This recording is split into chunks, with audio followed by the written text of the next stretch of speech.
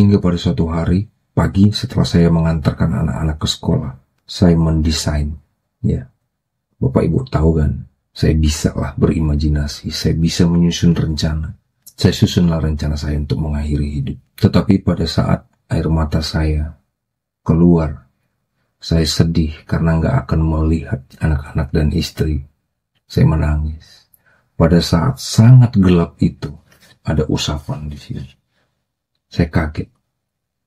Hanya saya di rumah dan pintu saya kunci. Saya langsung, yang tadinya saya tertidur seperti ini, rebahan di kasur, mengeluarkan air mata sampai bantal itu basah. Bukan bantal yang itu ya, ini di hotel di Bali.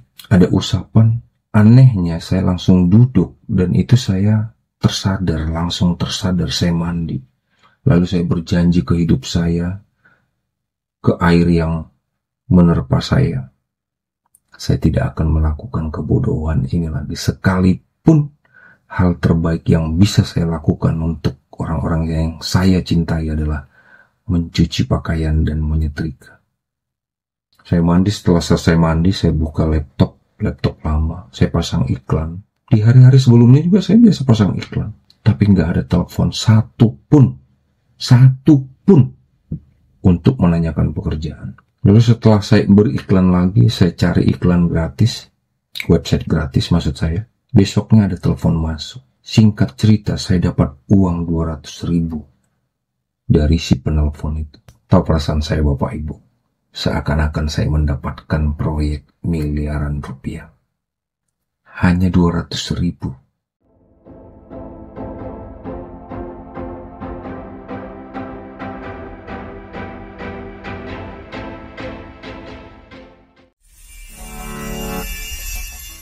Hingga akhirnya usaha yang saya bangun tutup. Teman-teman, sahabat-sahabat yang saya latih, yang saya terima bekerja, entah apapun alasan mereka membuka usaha sendiri. Saya nggak punya tim yang memadai waktu itu, akhirnya usaha itu tutup. Itu tahun 2014. Singkat cerita, entah apa yang terjadi, saya pun tidak mengerti saat itu. Kami mencari pengobatan alternatif sampai ke Sumatera. Akhirnya pada saat di sana, setelah 1 bulan di Sumatera, di Stabat, Binjai, Medan, saya mengalami sesuatu yang menurut medis gangguan jiwa. Saya nggak pasti istilahnya apa, bipolar atau skizofrenia, saya nggak tahu.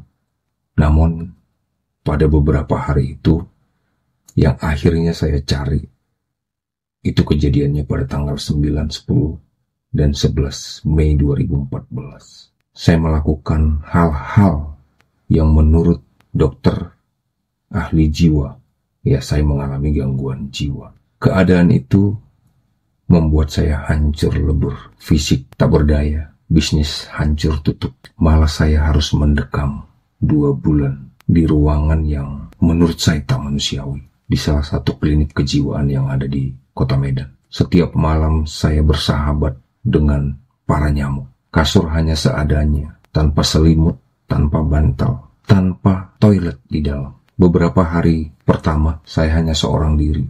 Pada saat saya sudah tersadar, saya bingung, kenapa saya ada di sini?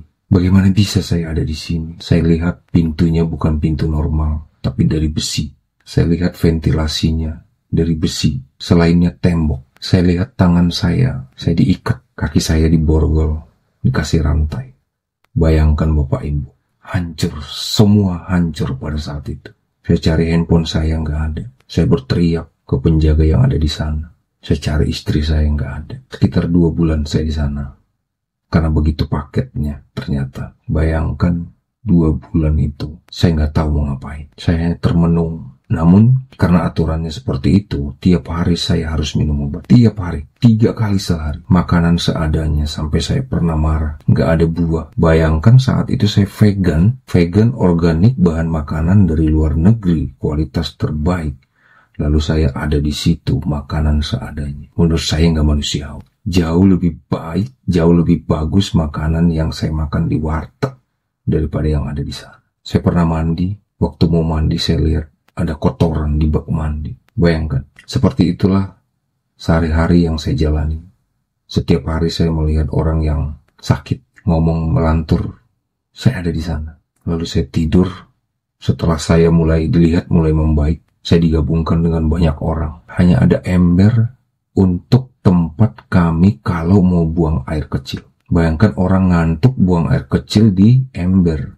Itu kan kemana-mana. Saya nggak bisa berbuat apa-apa. Ada anak autis yang sudah besar, lebih tinggi dari saya. Nanti dia akan teriak. Ternyata di celananya sudah ada kotorannya. Bayangkan di dalam satu ruangan terjadi seperti itu. Saya nggak bisa kemana-mana. Nggak bisa pulang. Harus menunggu sampai selesai 2 bulan. Itulah yang saya jalani. Setelah 2 bulan saya dijemput istri saya. Tapi di situ jiwa saya, otak saya, hati saya sudah terganggu karena obat dosis tinggi yang diberikan. Lalu dokternya berpesan, jangan sampai obat ini tidak diminum. Nanti kamu kambuh. Itu tertanam di pikiran saya dan memang saya nggak mau kambuh. Saya mau ingat kejadian 2 bulan sebelumnya. Sangat menyakitkan. Ada mama saya di sana. Datang. Adik saya dan kakak saya datang. Ada mertua saya di sana, ada istri saya di sana. Mereka melihat bagaimana kondisi saya saat itu. Benar-benar aib, memalukan, memilukan. Pulang ke Jakarta saya berjuang melupakan itu semua, tetapi obat terus saya minum. Ada sekitar 1 bulan saya nggak bisa ditinggal istri. Kayak anak kecil yang kalau begitu ditinggal akan nangis-nangis. Ya, saya nggak nangis-nangis, cuman perasaan saya nggak nyaman. Saya hanya nyaman dekat dengan istri saya. Itu sekitar 1 bulan, mungkin 1 bulan lebih. Perjuangan istri saya pun semakin berat, semakin keras. Harus memikirkan obat saya, memikirkan suplemen saya. Padahal bisnis sudah tutup. Dia bekerja di tempat mertua dengan keadaan seadanya. Dengan pengalamannya yang belum, saat itu belum. Saya hanya bisa di rumah. Otak saya ini nggak bisa saya pakai. Saya selalu juara, selalu yang terdepan dari SD. Saya pembelajar yang baik, saya pengamat yang baik. Bahkan sering, saya yang memberikan penjelasan tambahan ke teman-teman. Mereka cepat, lebih cepat untuk mengerti. Saya tempat bertanya dari dulu. Nah, 3 tahun saya hanya bisa di rumah, di kerangkeng obat. Sekali sebulan kami harus ke psikiater dengan bayaran yang cukup lumayan. Dia hanya bertanya bagaimana perasaan saya. Setiap bulan dia hanya bertanya bagaimana perasaan saya. Hingga akhirnya di penghujung dari 3 tahun itu, istri saya diam. Saya tanya kenapa. Padahal selama 3 tahun, dia tidak pernah seperti itu. Di depan saya dia selalu tersenyum, ceria, menyemangati. Luar biasa selama 3 tahun itu. Tetapi sekitar 1 minggu terakhir dia diam. Saya tanya, nggak apa-apa. Saya tanya, nggak apa-apa. Tapi saya mengerti, nggak apa-apanya itu, ya apa-apa. Saya merasa hilang. Saya merasa sudah tidak ada. Yang akhirnya, orang tua saya pun sudah berpulang. Papa berpulang Januari 2014, tanggal 7. Mama bulan Juni 2016. Menyusul hanya dalam waktu 1,5 tahun. Runtuh saya di situ. Tinggal istri saya yang peduli, yang selalu hadir untuk saya, selalu ada untuk saya saat itu. Beberapa hari terakhir dia diam. Akhirnya saya rencanakan untuk menyudahi perjalanan hidup. Karena saya kumpulkan semua informasi, beberapa dokter yang saya temui berkata, kamu nggak akan sembuh, tetapi rajinlah minum obat supaya nggak kambuh. Saya berpikir sampai kapan saya seperti ini terus. Anak-anak sudah semakin mengerti. Sampai suatu saat mereka berkata, Pak, kapan Papa kerja lagi? Kapan Papa jadi bos lagi? Kapan Papa sembuh? Kami maunya Mama yang mengurus kami di rumah, Papa yang cari uang. Itu pertanyaan yang sangat berat buat saya. Setiap pagi saya mencuci pakaian, karena nggak bisa pakai mesin di apartemen.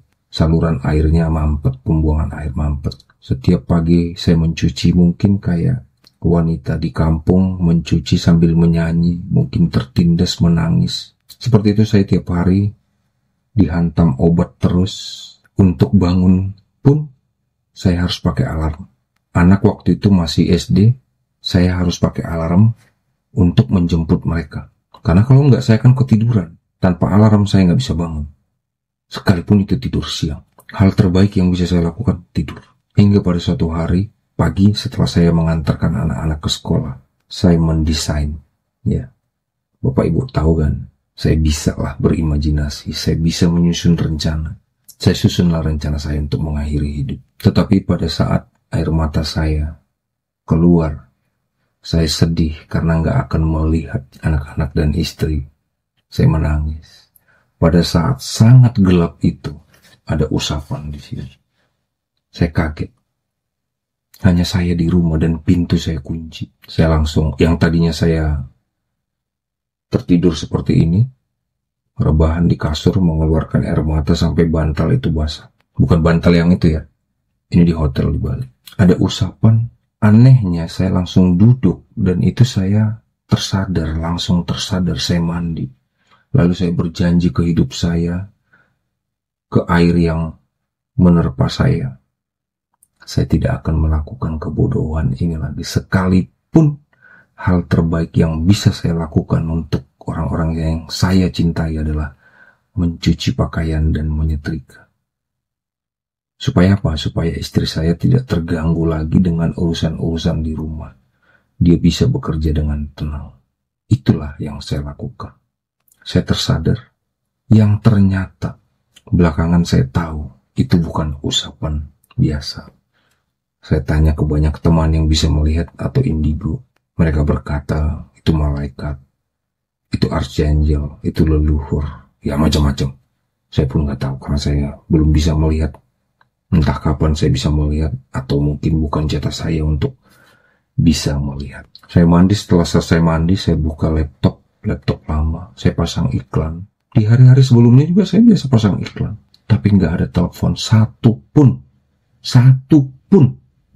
untuk menanyakan pekerjaan. Lalu setelah saya beriklan lagi, saya cari iklan gratis, website gratis maksud saya. Besoknya ada telepon masuk. Singkat cerita, saya dapat uang 200.000 dari si penelpon itu. Tahu perasaan saya Bapak Ibu? Seakan-akan saya mendapatkan proyek miliaran rupiah. Hanya 200.000. Itulah mengapa pertukaran energi di RSN itu 200.000. Paling kecil 200.000. Itu punya sejarah. Jadi itu sangat berharga buat saya dan buat Bapak Ibu yang datang untuk saya layani, kami layani, RSN layani. Akhirnya apa? Setelah kejadian itu, jiwa saya bangkit. Saya mulai berkarya lagi. Proyek berdatangan, investor ada. Mulai saya merasa saya bangkit dari kubur. Itu yang terjadi. Saya mulai tersenyum. Singkat cerita, COVID terjadi. Pandemi melanda dunia. Kami ambruk. Kuda-kuda belum bagus. Keuangan belum membaik. Kosong. Gak ada proyek. Lockdown. Lalu di akhir Maret, saya biasa menulis. Bangun subuh menulis. Singkat cerita, saya menemukan link yang di atasnya adalah undangan meditasi. Saya klik dengan pemikiran, apa sih memang meditasi? Apa sih yang dilakukan di meditasi? Singkat cerita, mulailah saya di sana. Meditasi yang diajarkan, bersyukur, berdoa, menyadari napas. Itu awalnya. Lalu di awal Mei saya mulai masuk ke meditasi olah energi. Singkat cerita, tanpa sengaja saya dapati raga saya menguat, membaik. Anak laki-laki saya mengajak saya olahraga. Tuhan menggunakan dia, semesta menggunakan dia untuk menyadarkan saya bahwa fisik saya mulai membaik dan semakin membaik. Saat olahraga, saya heran kok saya nggak lemes. Biasanya untuk bicara seperti ini pun saya udah nggak mampu. Setiap hari sebelumnya itu kepala saya ini sakit. Saya sering mimisan. Lalu kami uji lagi olahraga yang lebih keras, badminton. Capek, iya capek. Tapi nggak seperti sebelumnya yang berhari-hari baru pulih, bahkan berminggu, kadang berbulan. Main tenis lapangan itu kan cukup, larinya cukup panjang, cukup banyak. Saya nggak apa-apa. Saya uji lari pagi nggak apa-apa. Saya uji fitness sampai mengangkat sekuatnya saya, sementoknya saya, kaki maupun kedua tangan saya. Saya nggak apa-apa. Saya uji naik motor, sepeda motor seharian. Saya nggak apa-apa. Itu tahun 2020. Tentang fisik saya uji lagi naik ke Pusuk Buhit. Seorang diri naik tengah hari jam 1 siang. Saya nggak apa-apa. Begitu terus saya uji. Saya naik ke Gunung Agung nih, saya sekarang di Bali. Saya naik ke Gunung Agung. Dan itu nggak tidur selama sekitar 36 jam. Saya nggak apa-apa. Saya sehat-sehat aja, pulang ke hotel, lalu berangkat lagi pulang ke Jakarta. Baik-baik aja. Itu tahun 2022. Bapak Ibu, 20 tahun saya mencari penyembuhan. Di luar, keluar, bahkan ke luar negeri. Ternyata obat saya ada di sini. Bukan hanya obat. Ternyata Tuhan sudah menyiapkan pabrik obat di dalam saya. Bagaimana dengan kamu? Bagaimana dengan Anda? Bagaimana dengan Bapak Ibu? Sudah saya amati, saya teliti di ribuan orang. Kita pun sama. Tuhan mendesain Anda, tubuh Anda sudah lengkap dengan pabrik obat. Obat terbaik di dalammu, obat terbaikku ada di dalamku, obat terbaik kita ada di dalam kita. Bukan di pabrik obat buatan manusia, tapi ada di dalam dirimu yang semesta, yang Tuhan sendiri yang mendesain dan membuatnya. Gunakan. Dan apalagi Bapak Ibu yang saya dapatkan, saya bukan hanya membaik, bukan hanya sembuh. Sentuhan saya, doa saya, pikiran saya, imajinasi saya powerful untuk menolong orang. Dan sudah banyak yang membuktikan. Mungkin kamu salah satunya yang sedang menonton video saya. Saya sudah menjalani dari timur ke barat, dari Papua sampai ke Aceh, yang tadinya saya tidak pernah membayangkan. Saya berdoa, saya berimajinasi orang lain sembuh di luar negeri, di Jepang, di Australia, dimanapun. Saya tidak pernah membayangkan hidup saya punya dampak sebesar itu bagi orang lain, bagi kehidupan. Saya doakan suatu rumah, tempat itu bersih. Saya tidak pernah membayangkan. Itulah yang saya sebut, jalani terus hidupmu, desain mimpimu, jaga pikiranmu, olah rasa, jaga vibrasi, sucikan hati, besarkan energi. Maka suatu saat kamu akan mendapati Tuhan semesta leluhur memberikan hadiah bonus yang melampaui kemampuanmu berimajinasi. Gak kebayang toh? Gak pernah membayangkannya. Gak pernah membayangkan Tuhan memberinya hadiah. Mengapa saya sebut hadiah? Bukan itu targetnya. Targetnya adalah kedamaian, kesadaran. Sesuai dengan penelitian David Hawkins, capai cinta.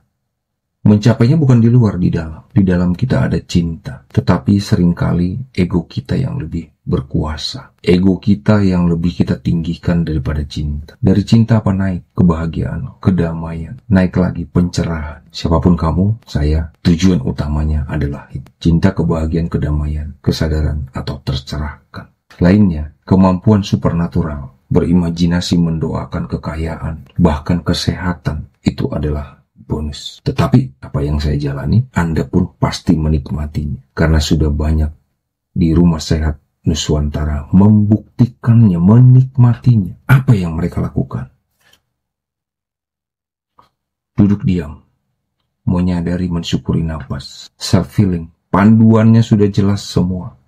Oke, di awal-awal perlu saya bantu lewat karunia yang Tuhan titipkan ke saya. Membooster. Tuhan titipkan karunia ke saya untuk olah energi. Itu juga lah perjalanan saya kemarin ke Pura Besaki, ke lereng Gunung Agung. Mari, di awal-awal saya bantu, tetapi hanya sekali dua kali. Kecuali Anda ambil program VIP itu berbeda, ambil program khusus itu berbeda, ada tambahan.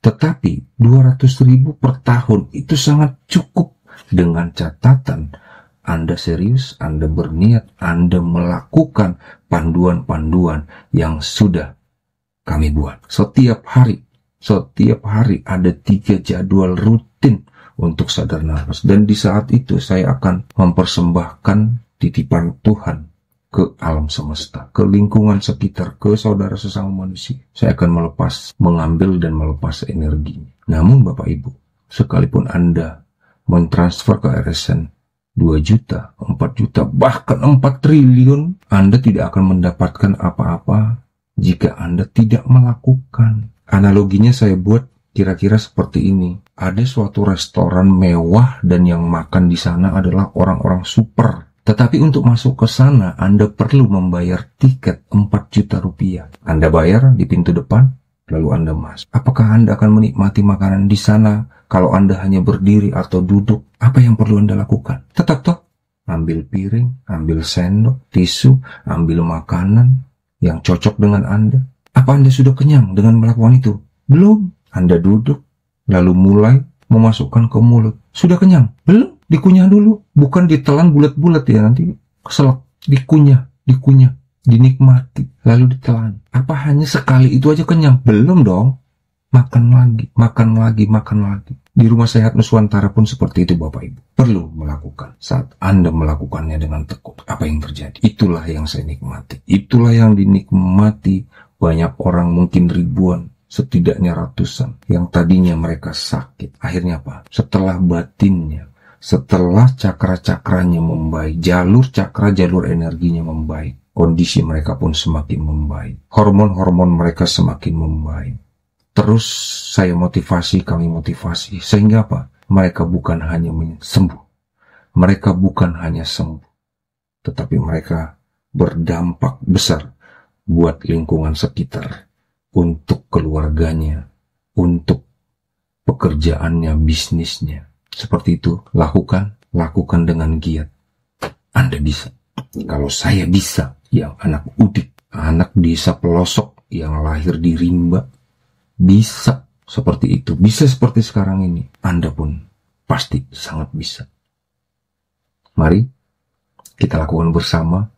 Saya sudah berikrar pada semesta, pada Tuhan.